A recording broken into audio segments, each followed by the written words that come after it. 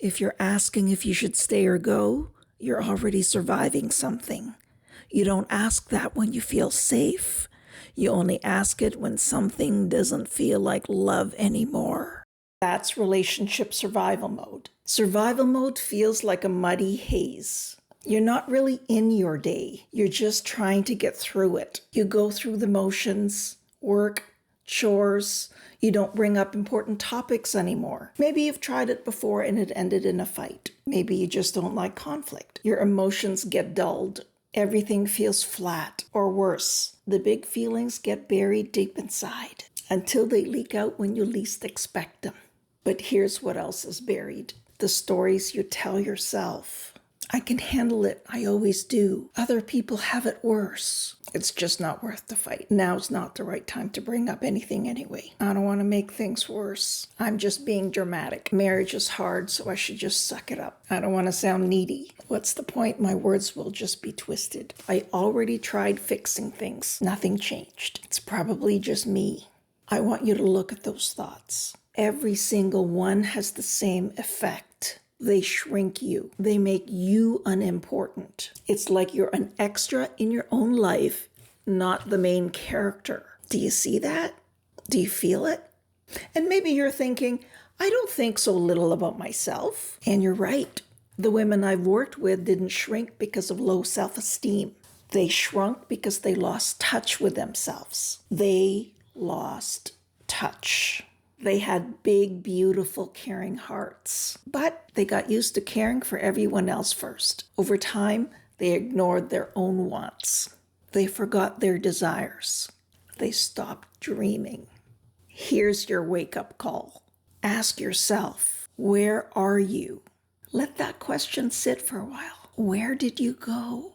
Are you in the past, remembering when you felt unstoppable? Are you in the future, starting every single sentence with, someday I will?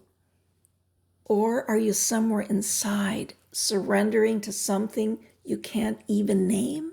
Here's the cost of staying stuck.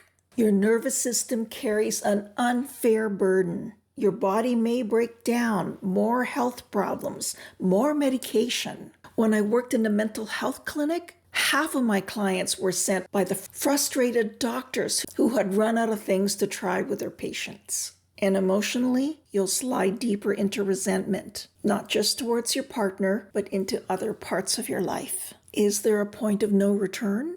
I can't answer that, but I've seen women quietly waiting out their marriages, almost like they're trying to outlive their husbands, even if they'd never admit it. And some jokingly do. Are they joking? But here's the good news. In decades of working with couples and individuals, I saw a clear pattern, clear as day. The people who valued themselves did better. They broke out of painful cycles. When they stayed, they did so with clarity and self-respect. When they left, they healed faster. So you ask, so what's the solution? Here's the truth. The most important relationship you'll ever have is the one you have with yourself. That's what my previous clients proved to me, and I'm passing this on to you. How do you reconnect with you? Well, think about it like a good friend you've drifted from. Step 1, you reestablish contact, which means you make time. Step 2, when you're with them, you ask questions and you listen deeply. And step 3, you promise to stay in touch and mean it.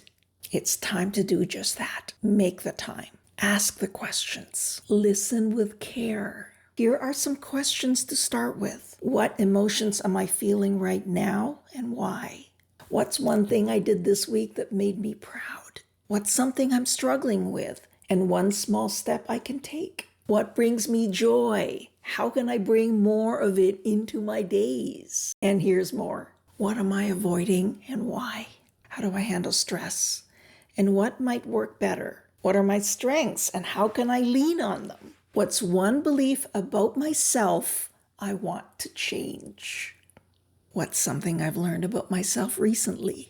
If you want this list in a PDF, comment below and I'll send it to you. Stay connected with yourself. It's not a one-time project. It's a lifelong practice. It's the foundation for every big decision you'll ever make. If this helped you, make sure to subscribe. And if what you really need right now is help standing up for yourself in your relationship, watch the next video. I'll see you there.